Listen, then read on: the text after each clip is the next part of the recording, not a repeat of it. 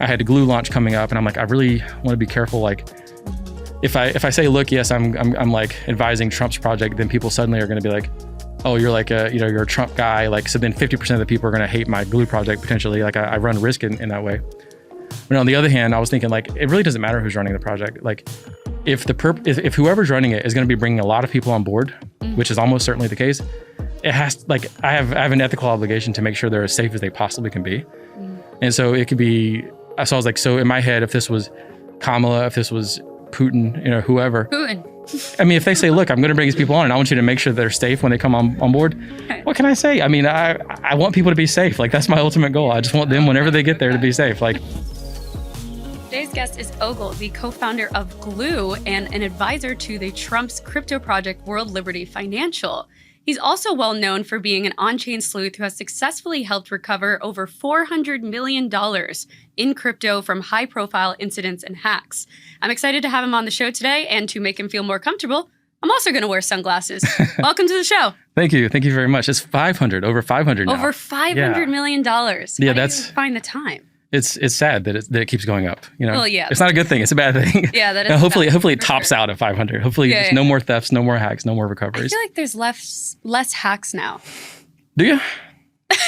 Okay, maybe less major ones in headlines. Yeah, you know what I mean? Yeah, that's the thing, is people have become a bit numb to it. Is kind of what it is. It's they happen all the time. I mean, literally every day there's someone like, oh my God, this happens. It's, someone stole 10 million, 12 million, 14 million. The first hack recovery I ever did was 25 million. It was a monster. People couldn't believe how much money was stolen. Right. And then now it's like, oh, okay, it was only 20. Yeah, you guys can, sorry, good luck next time. It's got to be 100 before the whole task force comes out. It's like, it's kind of amazing. Yeah. Is there a certain threshold that it needs to hit for you to be like, yeah, I'll help out? No. For me, it's more of like, who have I been asked by? Because the thing is, a lot of these times, and we're kind of getting in the weeds already, but like a lot of times, it's not an outside person doing it. And so so I generally only work with like referrals in, so that way I know that the team I'm working with is legitimate. Otherwise, I get people who are like, yeah, we were hacked, it was awful. And then I'm working on it. And then maybe it leads back to the people who actually run the project, or they stop being helpful once you kind of have figured out part of that process. And so it's like, it's a waste of everyone's time, Jesus, that is crazy. Yeah, so no, I help on little ones and big ones, it depends. All right. Well, the first question I always ask my guests are, how did you even get into the space? So let's dial it back. Yeah. Into crypto itself? Yeah. So in 2012, I was looking to donate to a project that focuses on like anonymity in browsing, similar to Tor kind of a thing. And on their website, they had an option for you to donate with Bitcoin. And I had never heard of Bitcoin. So I looked it up and I bought some and I donated with it. And I had a lot left over. And that's how I got into crypto. Okay. When I looked more deeply into it, though, it was like the cypherpunk ethos was very much along the lines of like how I thought about the world anyway for like 10 years prior. And so I figured, why not? Why not stick here, learn about it more? I did that. I launched some projects in 2013, 2014, and then, 2024. All right. With Glue. So. Yeah. On the front of the on-chain sleuthing, how do you even go about that when it comes to recovering money? I feel like once I lose something in this space, and I haven't been hacked, knock on wood, but it's, I know, clap, right? That's a good sign, right? But I feel like if my money's lost, it's gone forever. So how do you even go about that process of finding it and then recovering it and getting it back? Yeah, and I think it's a good headspace to be in, that if your money's lost, it's gone forever. I think that's the best place to be. You want to, hope for the best, but expect the worst kind of a thing. That said, there's over 60% recovery rate on the ones that I work on. Oh, wow. And so pretty high. Yeah, it's not too bad. So the way you do it differs depending upon what the hack is. And so if someone, if it's the hack of a project and it's sort of an opportunistic hack, then the way you approach that's softer. You probably want to connect to the actual person who did it, send an on-chain message and say, hey, look, I know you saw the wallet sitting on the ground. You picked it up. You're not stuck with that. Like, this isn't a decision you're stuck with. You can backtrack and everything will be okay, right? And I think that's usually the best approach for someone who probably didn't plan ahead and actually it wasn't like a crime that they were planning on. On the other hand, you have situations where someone's like creating software specifically to drain people. They say, look, here's a fake website. Go here and click it. Those people, the approach is very different. They're much more annoying, because they're actually bad people. And Why are they more annoying? well, because they're bad people. So like Oh, the draining of the wallets is. yeah, I mean, they're just bad people as opposed to like opportunistic poor people or like clever folks who are just testing something or like a kid who just made a mistake. Like they're actually like organized and they're doing it, on purpose. And so they're a lot more annoying for that reason because they're not as willing to negotiate. Mm-hmm. And so in those cases, so the first ever recovery, well done in crypto period, but the first one of mine was one that was like that. And so I started off in like a really tough one. And those guys I knew who they were. I said, look, I know who you are. Here's your initials, all this kind of stuff. And they just ignored me and they fled from Hong Kong to England. They left and I found them in England, found them what hotel they're in.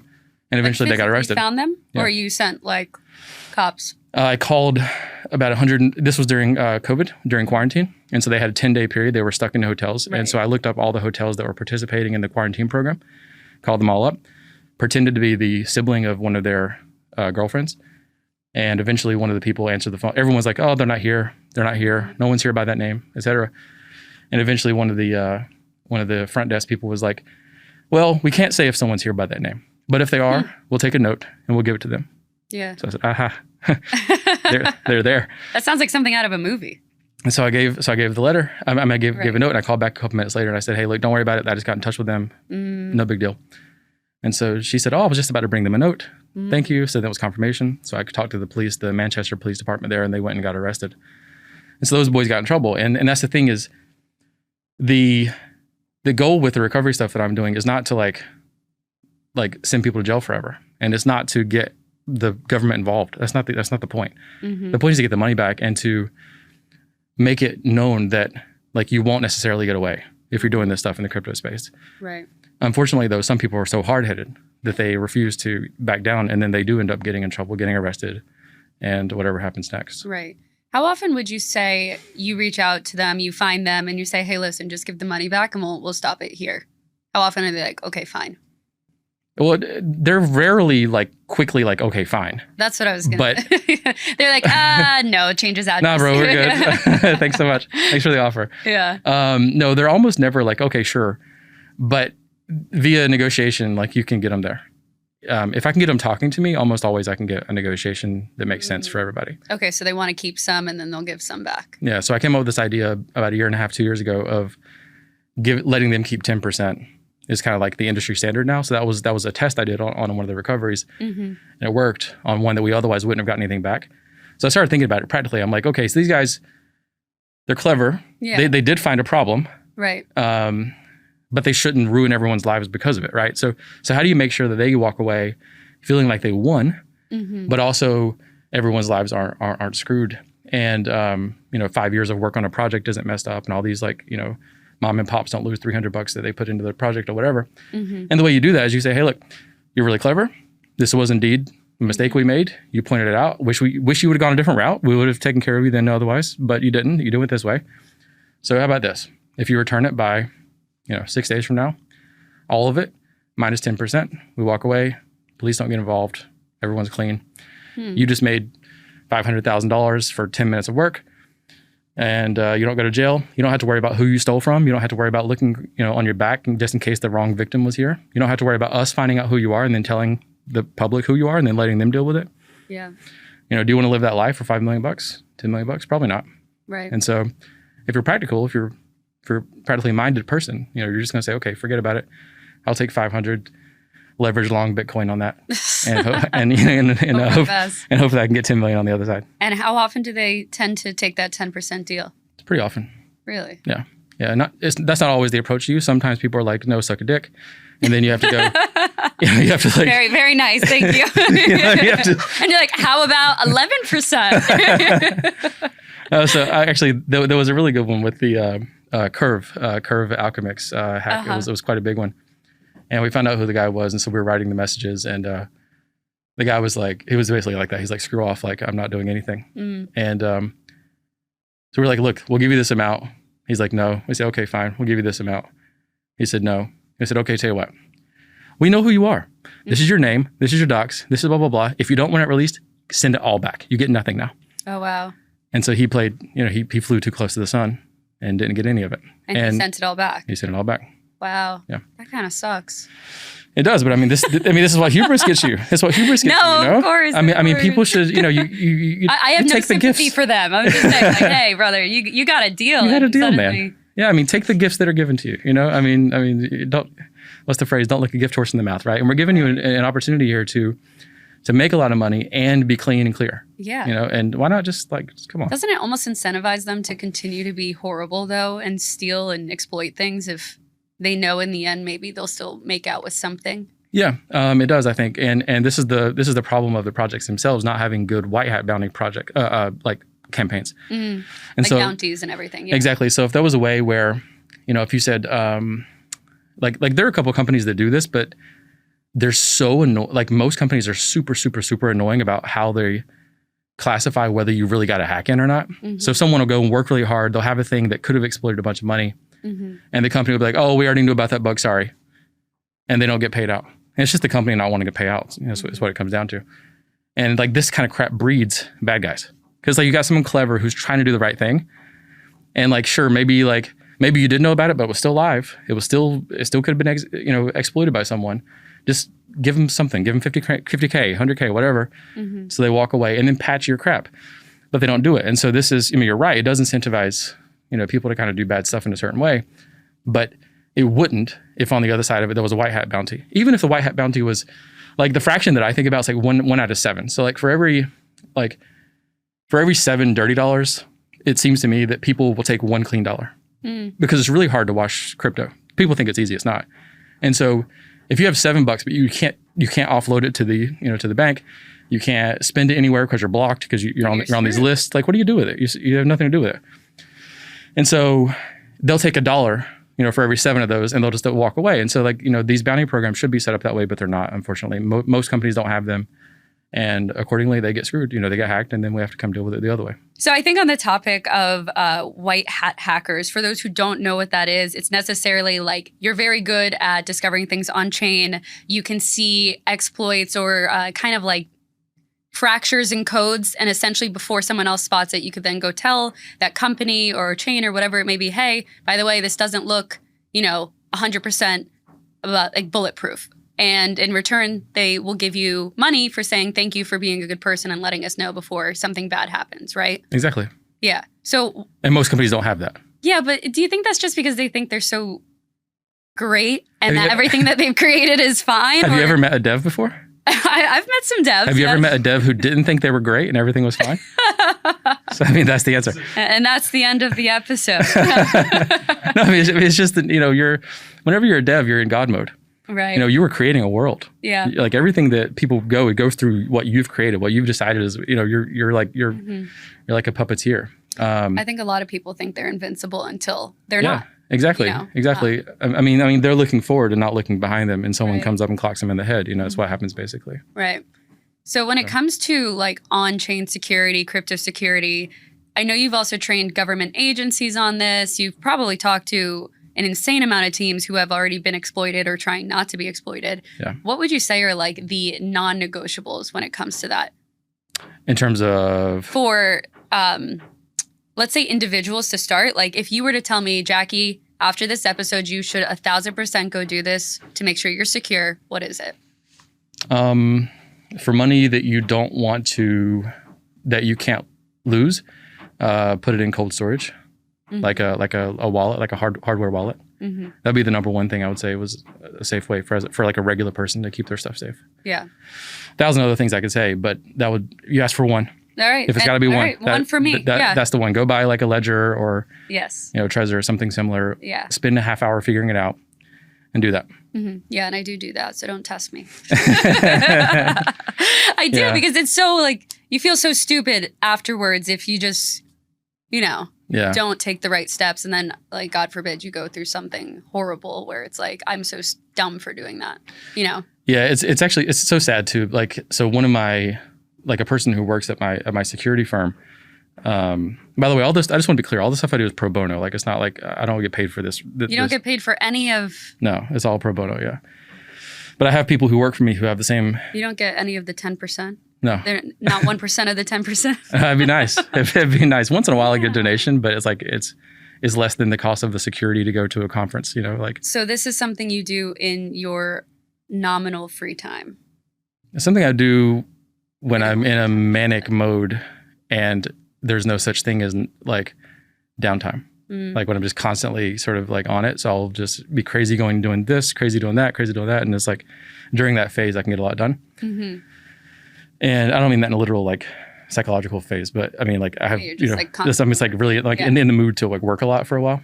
And this is usually when I'll do that. Yeah. But I had someone who works with me on security side and she clicked on, what was it? Symbiotic.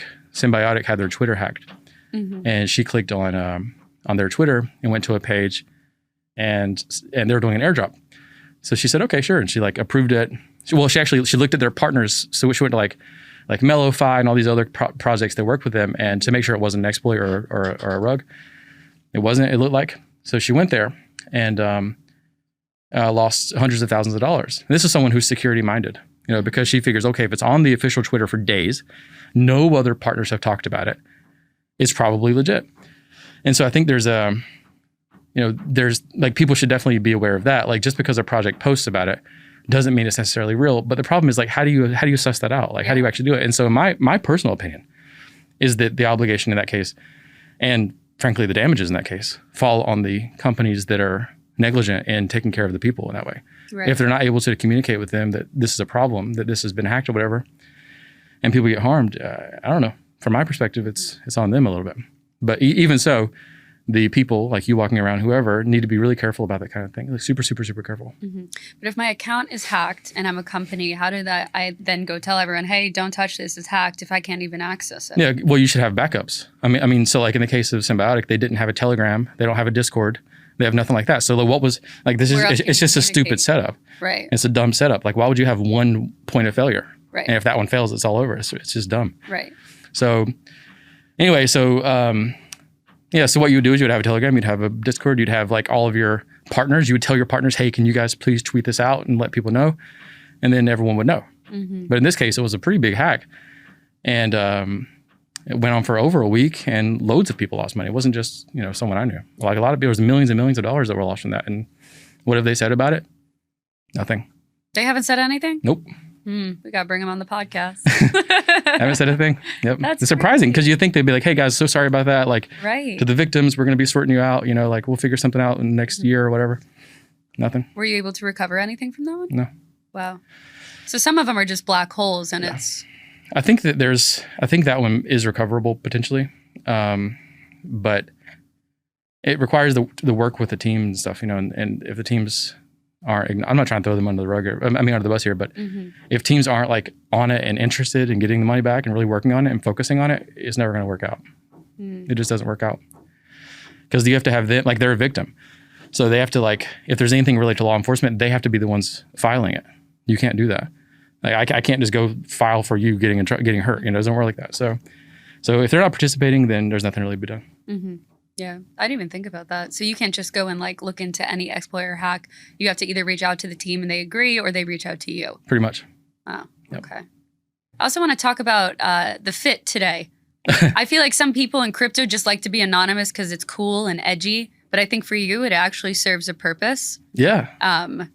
Yeah. You want to walk us through this? Well, on the same topic, like whenever you get money back from ne'er-do-wells, they don't really like you sometimes. Mm-hmm.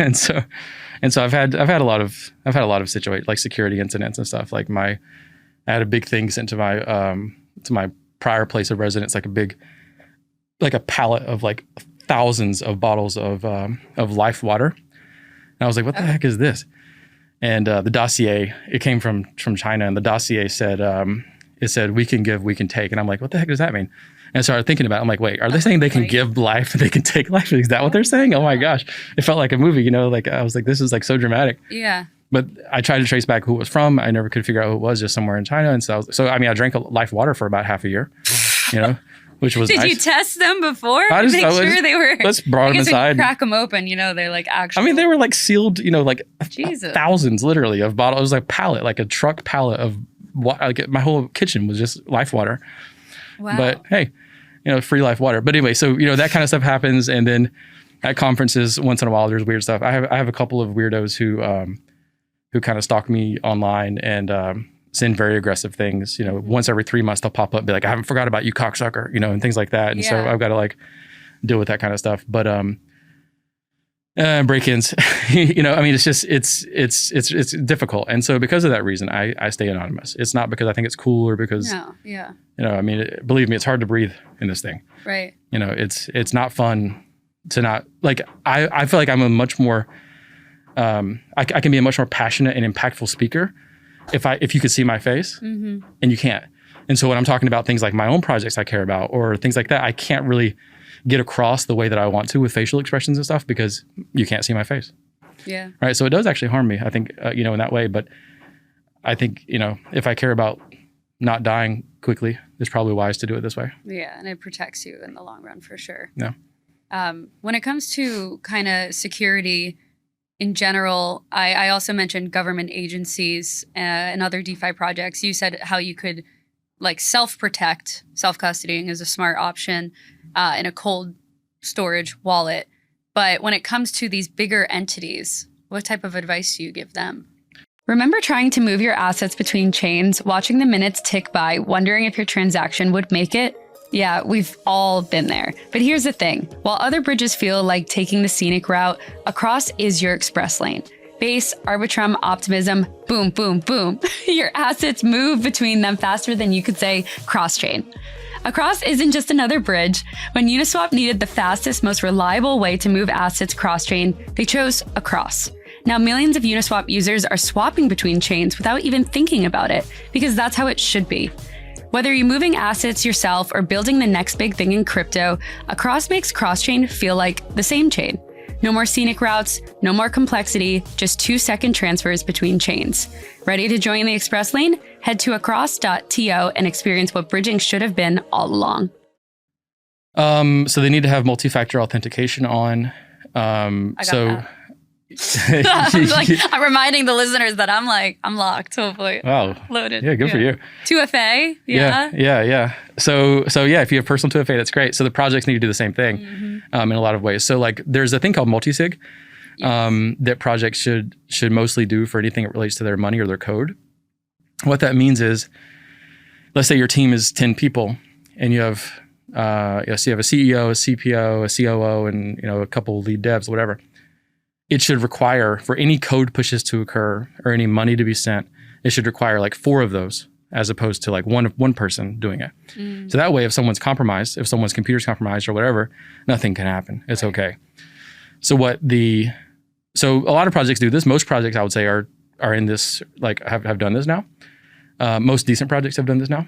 But what's happened now, and when you see exploits of some of the bigger protocols these days that are focused on that kind of stuff, like stealing funds, what's actually happening is, and this is usually like the North Korean kind of guys, is they're convincing multiple people of something and getting like what are called RATs, like remote access terminals inside of the people's computers. And so then they do all the multi-sigs at once themselves because they've taken over several people's computers. Wow. It's pretty gnarly. It's actually amazing. Like I'm really impressed. But it's extremely complex, yeah. It is, because you're just like it's like months in some cases of social engineering, like to convince someone that you were their friend back in middle school and you just can't remember me. You do remember my name, but not what I look like because now I'm an old man or whatever. Like, so you convince someone of that and you give them an opportunity at a new job place or whatever. You say, hey, I got a new spot over here at, you know, blah, blah, blah, Inc. And would you want to try it out? And the person says, yeah, you know, I'm kind of happy where I'm at, but yeah, I'll talk to you, sure. You know, and then they have to download a piece of software. Suddenly they're compromised. There's a million ways of going about it, but these guys, they take their time. And then once they spend a year on it and they've compromised enough people, then they go do the transaction. They have enough signatures for the multi-sig and they steal the money. Wow. Yeah. And by the way, the people who've gotten like harmed by this recently, like some of the projects, are not noobs at all. No. Like these are like real crypto, like security focused people. Mm-hmm. But you don't know if you're compromised. Like you don't even think about it. If it happened, you wouldn't know because the person would just smoothly disappear. But now you're compromised for 4 months. You have no idea until something happens. So how can you find out if you are compromised? Well, you shouldn't be using computers that are focused on crypto to do anything else besides crypto. So for example, in the case I just gave, like if someone's downloading Zoom software, shouldn't be doing that. That's not on that computer. That should be on the other crap computer. Your crypto computer that you do multi-sig stuff on should be only doing multi-sig stuff. And if that means you're slower, it means you got to drive to your country house to get it. It means you got to wait 2 days to do the transaction. So be it. But that's what actually should be done. If you keep it all the way what's called cold, like separate from everything else, it'll be fine. It wouldn't happen.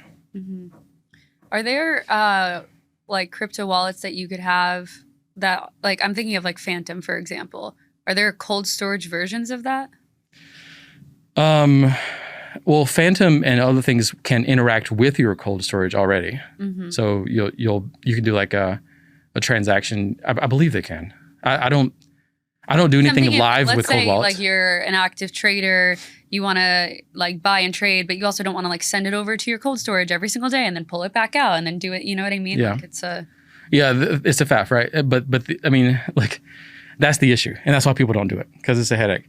There are solutions for this, by the way, but it's a headache. And the thing is this though, like if you had to spend 10 minutes every day doing that for all your trades you do, it's a lot of time. But in 2 years after you've made a lot of money, if in 10 seconds you lose it all because you didn't do those 10 minutes, what would you, like if you look back, would you say, you know what, I'm happy to spend 10 minutes? Yeah, I got 10 minutes of my day. You would, at the end of the day. So it's like, what do they say? An ounce of prevention is worth a pound of, what is it? I don't know, a pound of something. Something else, like fixing it. I don't know what it's called, but you know the idea. Yeah. I mean, there are solutions though. Actually, with Glue, which we haven't talked about yet, we have a cool thing actually like on the chain. So it's multi-sig by default. Yeah. And so like you basically, if you do a transaction on the chain and you've enabled this option, then you set parameters on our chain. It says, look, I never want to spend more than $5,000. I never want to interact with besides these 7 protocols.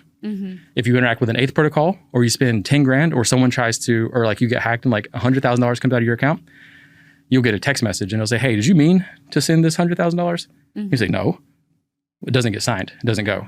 You don't get rugged. Yeah. All right. So there's ways of doing it. Yeah. I mean, like my bank does that sometimes, even with like random things. I'll be like at a convenience store. I guess the convenience store was a little sketchy. And they're like, did you mean to buy this $20 sandwich? And I'm like, yes, unfortunately. I did. Like that is an expensive sandwich. I did get the expensive one. Yeah. But, exactly. Okay. That's interesting. I was going to ask you about Glue, and then we'll go into your advisory work for the World Liberty Financial Group. But in terms of Glue, how are you kind of bringing all of this experience and knowledge that you have to the blockchain that you've co-founded? And if you have other security questions, by the way, I'm not trying to pivot us over there. That's actually an answer to the multi-sig question. I'm pivoting us. You're the guest. Okay. Don't worry. I'll navigate the ship. The captain. I got it. Yeah. So how am I bringing this stuff into Glue? Yes. Yeah. I mean, well, that's one good example is the one I just mentioned. The multi-sig on transactions. We have another thing in the crypto space is people say, oh, well, be sure the project is audited. Okay. Well, I used to own an auditing company. It was an at-cost auditing company that I founded a few years ago, just because everyone was too expensive, and I thought it was unreasonable. And so, what I found by running that company though was that if you a project hires you, they pay whatever amount of money, and then you do an audit and you give them the report. They have no obligation to publicize that, nor do they have any obligation to actually fix anything. So even if they don't like the audit, yeah, they'll say, I don't like that, but like I don't know how to fix it. Screw it, we'll just go live. Right. And several projects that we worked with did that. I've heard. And usually the non-disclosures disallow you as the company from saying that to the public. And so there's an inherent mismatch of motive there, right? There's sort of misalignment of incentive. And so at Glue, one thing we're doing is for the major projects that are coming on or projects that are sort of part of our build program, we are paying for the audit. And we're making sure that whatever comes does go public. So the project can't decide, oh, just because it's bad, like I'm not going to put it public. No. This isn't a marketing piece, which is what audits often are. It's not a marketing piece. It's the truth. It's the truth of what the state of your protocol is. Wow. Now, if you want it to be good, fix it. If you want it to be bad, well, that's your life. You can live it, and people can choose whether they want to go into something bad or not. Right. But yeah, so that's another example. We have a Glue security fund, which is essentially like a chunk of money we set aside. It's part of every transaction tax that we do. It goes to the side, and it goes toward basically me chasing down people if they do stuff do stuff bad. So if someone comes and tries to rug people on Glue, they steal $25,000. We'll spend $250,000 to go chase them. Like the point being, there's a lot of places to steal from people in crypto. It's not. Glue ain't the one. right? Just not this one. Go play over there, but not here, or else you're going to have a headache. So then the projects that are building on top of Glue, they are pretty much aligned with the vision that you have as well then. Otherwise, it'll just be like an absolute headache to, I don't even think they could, but to launch on the chain. Yeah, I mean, it's permissionless. It's a regular chain, so it's permissionless. So they could do whatever they like, but they're not going to likely because we're not going to we're just going to be annoying about it, and who wants to deal with annoying people, right? So, especially persistent annoying people. So yeah, everyone who's working with us, whether they've been announced or have not been announced yet, they're very aligned in that way. And sometimes it's frustrating for them because they say, look, yeah, we know about this problem, but it's not a big deal. It's a medium level security issue. And we say, look, we can't feature you. I'm sorry. Like I get it. Is it really a big deal? Probably not. But it implies to me that you're not caring about this stuff. And I'm not going to put that on the users, so, and then they fix it. So Glue's bio said it's a cross-chain L1 with interconnected L2s. What does that mean? That's all gibberish, isn't it? Yeah, that's why I asked you. Yeah, so let's see. So the idea with Glue basically is we have an L1, a layer 1 blockchain. It doesn't matter what it does or whatever. You can't even interact with it. It's entirely meant for communications between the L2s. We have several L2s. One of them is focused on speed, one's focused on security, et cetera. And the idea is to sort of attack the trilemma issue that you have in crypto by having multiple L2s. If you go to something like Optimism, Arbitrum, whatever, if I ask you right now, what's the difference between Optimism and Arbitrum from an experiential point of view? Optimism is the client of token relations, and they're great. Okay. Which is my company. But I can actually comment on this in the sense that their L2 is building on top of Ethereum, and Optimism has the super chain, and it's a network of chains, and Arbitrum is, its own entity, but it's also an L2 on top of Ethereum. So then it's kind of where do you pick and go? Right. And by the way, I like Optimism. I've never sold a single OP token. There we go. But I'm just saying, from a user point of view. Right. Okay. What exactly is the difference? And there's essentially not one. On the back end, there's all sorts of differences and stuff, but at the front end, there's not. And I think that's fine, but it also makes it difficult, and it makes it makes the user experience fractured. And so people are saying, where should I put my money? Why would I go to this one versus that one? And it comes only down to ecosystem at that point. Oh, do you have the apps I like or whatever? And the reason that it works like that is because Optimism is adversarial to Arbitrum, is adversarial to Metis, is adversarial to everyone because they're all their own companies. They're not friendly with each other because they can't be, because they have to have a moat, and that's the moat is keeping the money there. In our case, we launched these L2s that are not adversarial. And so what we can do is use the L1. So if you have money on one of our L2s, you actually have money on all of the L2s. And so we communicate all of them back and forth. And so you can be on a website that the deposit function is invisibly taking place on the secure chain. And then the pull the lever button is taking place on a fast chain that's cheap, right? And so it's good for devs because they can be a little more versatile in the way they build. It is good for us and the users because they don't have to figure out what a bridge is. They don't have to worry about any of that kind of complex crap. So yeah, that's... Yeah. When you say L2s, you're saying L2s built on top of Glue or L2s in general? On top of Glue, yeah. And you got some already? Yeah, we launched with them already, and we can have up to about 100 of them. Oh, wow. So for different use cases. So there's a world where a big project might want to come in and have their own L2 for some reason, or a bank comes in and has their own L2. That's not a problem at all. And they would just use our L1 to cross-communicate. Yeah.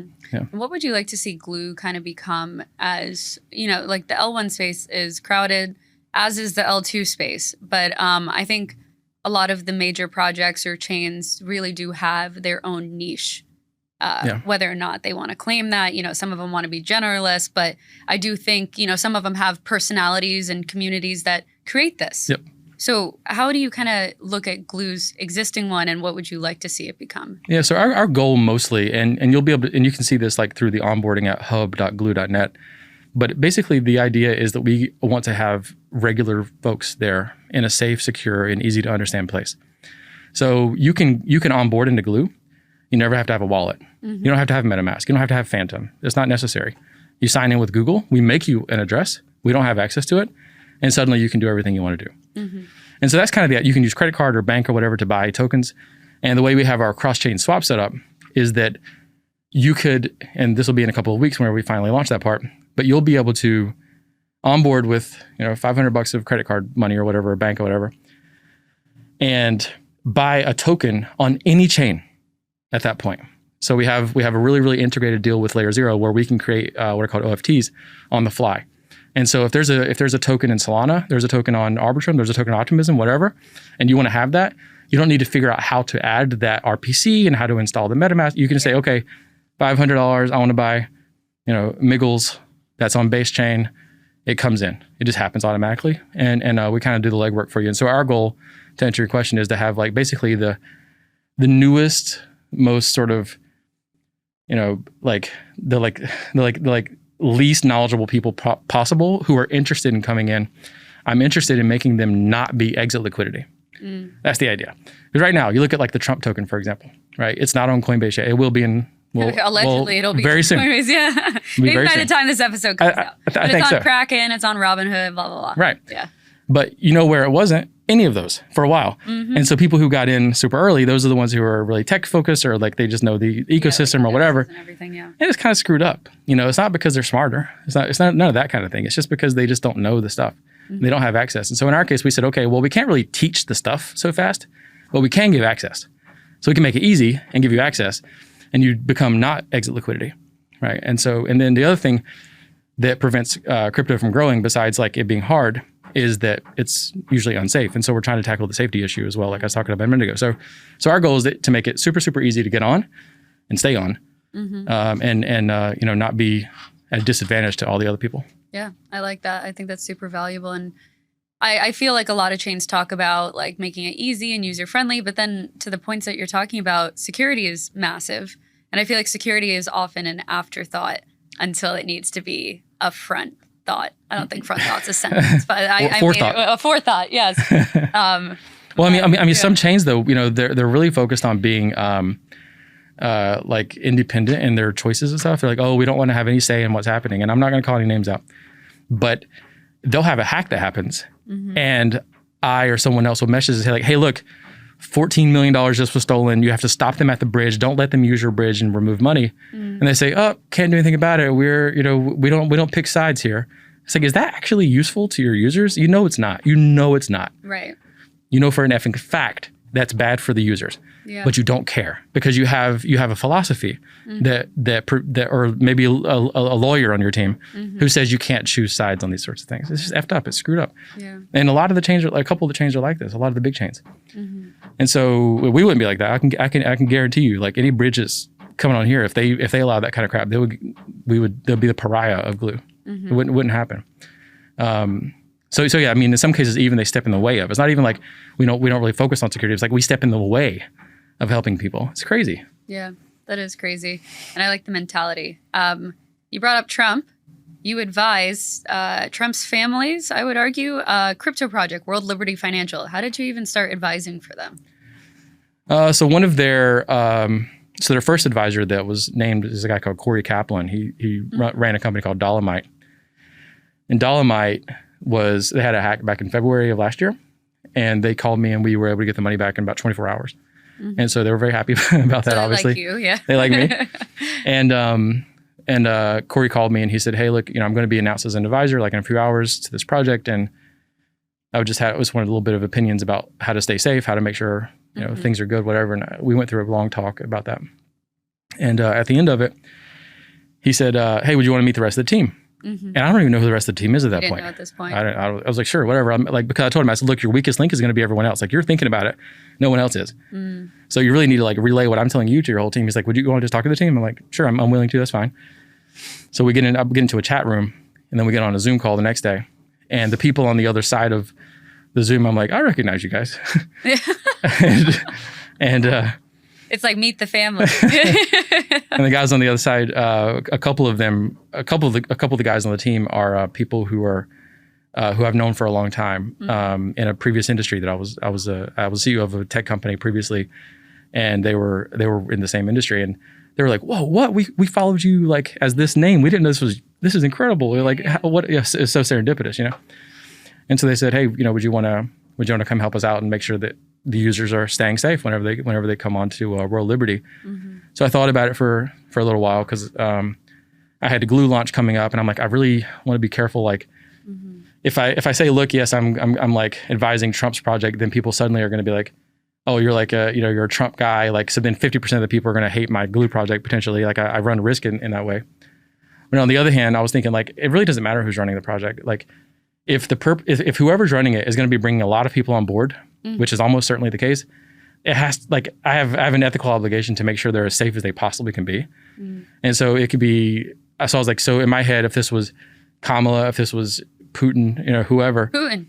I mean, if they say, look, I'm going to bring these people on and I want you to make sure they're safe when they come on board.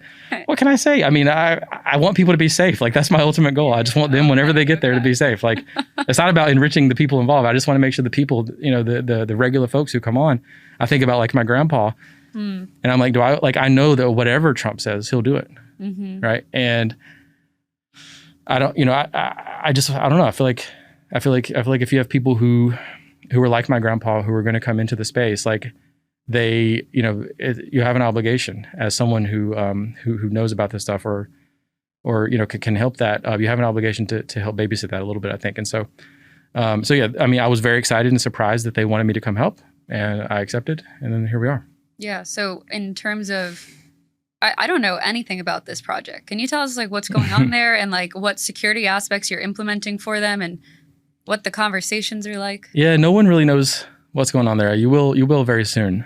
Okay. But it's not really public exactly what they're doing. Okay. But it's the security aspects that are implemented. First off, is reducing attack surface, and so like reducing the number of ways someone can screw users is like a step one kind of like easiest way to prevent problems. It's just like a piece of like a clock. If you reduce the number of moving parts, then you have fewer parts that can get broken, right? And then two, doing things like proactively, what would we do if we got hacked? Who would have that responsibility? Who would do this? Who would do that? These are the kind of conversations I've had with the team where if something bad were to happen, sure, bad things happen, but maybe it'll get mitigated in an hour as opposed to a day because everyone's not running around like chickens. They actually know what they're doing, what their role is, and so forth. So these are two things I can say publicly that are part of that process. Are there anything like specific to the project or just in general themes that they really want to nail when it comes to building like a DeFi-centric project? Yeah, I mean, they don't want people to, well, first off, this is America first. Yeah. Like, that's like the thing that they want you to take away completely is like, what we're doing is for America, by America, for America, et cetera. The world can participate, but it's meant to bring strength back to the United States in an area that's about to get really huge, as we can see, the crypto space. But the audience is not dissimilar to Glue. I mean, it's regular people, and they just want those people to have to have an experience that they understand and they're not confused by. That's sort of the goal, and they want them to be able to get exposure to stuff. Like one story I heard from one of the people involved, one of the persons involved, was that because of their name or because of their associations, they can't get loans, right? Or they have to kind of jump through hoops to get loans. And the thing is about crypto is you can actually get a loan at any time you like, as long as you have collateral. You collateralize your Bitcoin, you can pull out United States dollars, whatever. No one actually questions. It's fine. It's not the way it works in the bank. Like there's humans involved in that process. And so I think there's a big goal there of like getting rid of the arbitrary factors that prevent people from getting access to capital. Was it the Trumps you said? I said it was someone involved in the project. It was a big name. It's people involved with the project. They've had these issues. Yes. Okay. Fair enough. Do you work closely with the Trumps then? How hands-on are they with this project? The Trumps are quite hands-on with the project. The two main founders of the of World Liberty Fire, this guy called Zach, a guy called Chase, and those guys work very closely with the Trumps. It seems like on a daily basis, or very close to it. And then there are a couple of members of the Witkoff family who are very involved, very smart guys. I mean, all of them are. They really are. Like, I'm not saying this I'm saying this with zero bias. Like this is a group of extraordinarily smart guys.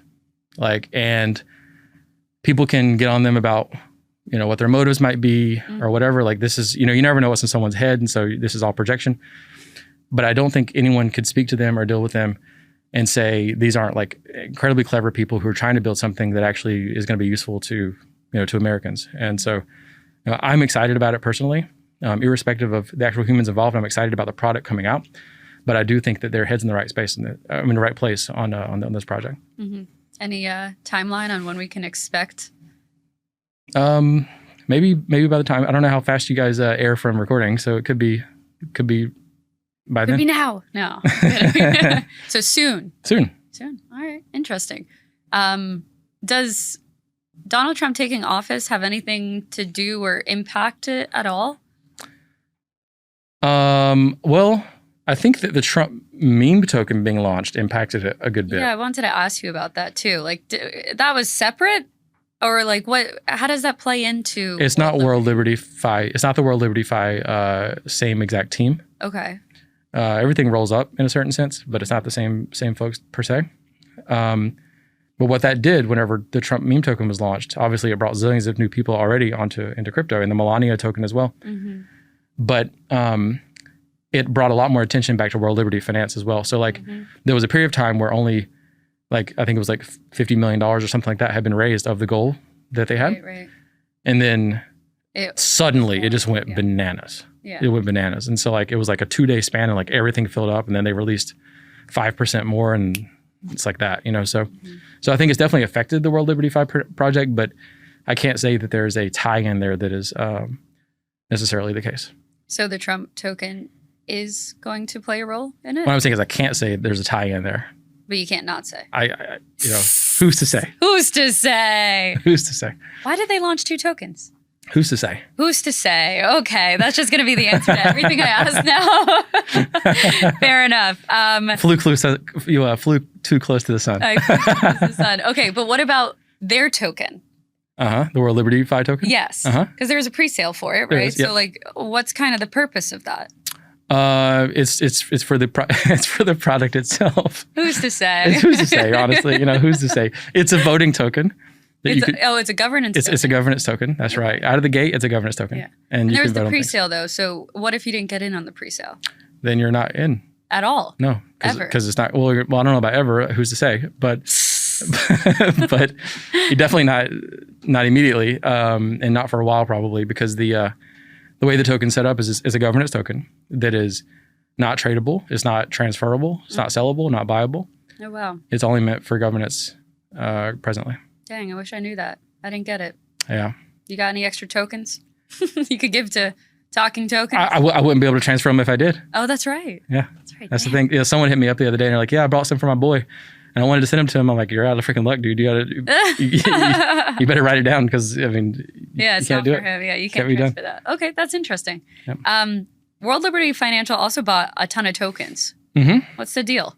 I mean, a lot of Ethereum, a lot of Bitcoin. I wrote down the numbers: 184 million in Ethereum, 47 million in Bitcoin during when President Trump was being sworn in, which was interesting. And then, smaller but still pretty big positions in like Aave, Link, Tron, etc. Yep, that's right.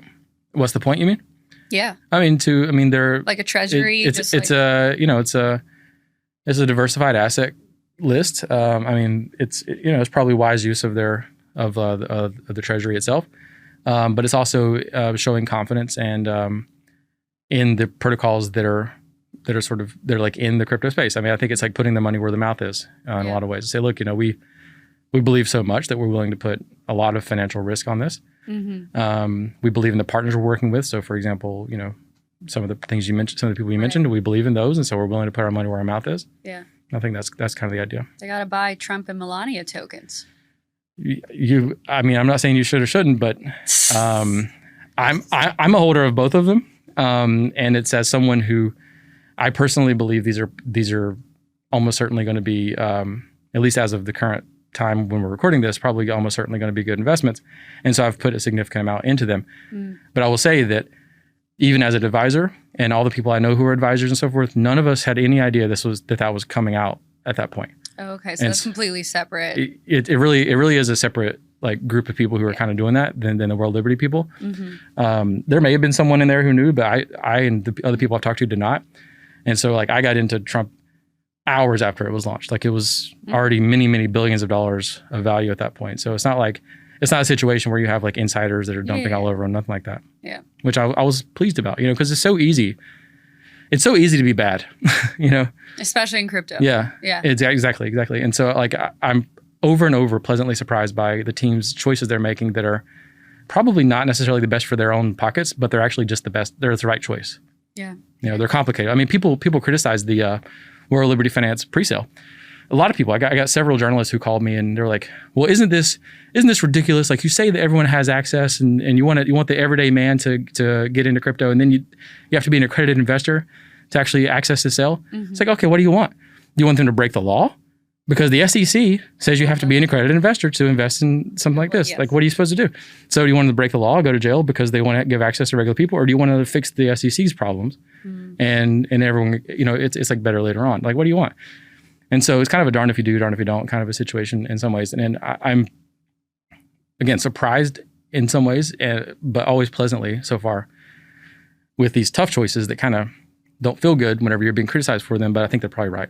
Right. What has surprised you about working with them? The acumen, I would say, like just like the rote acumen of the team at like in general is just very high.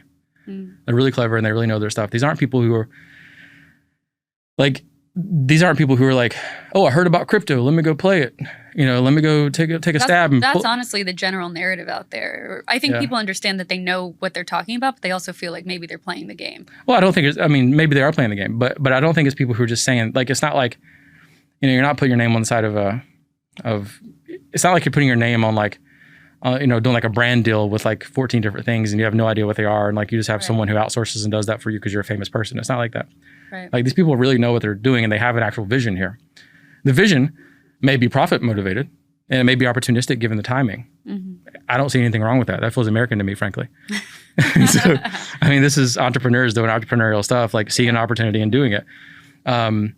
No one ever said it's philanthropy. And I think if they did say it was philanthropy, no one would believe them anyway. Mm-hmm. And so, you know, I don't know.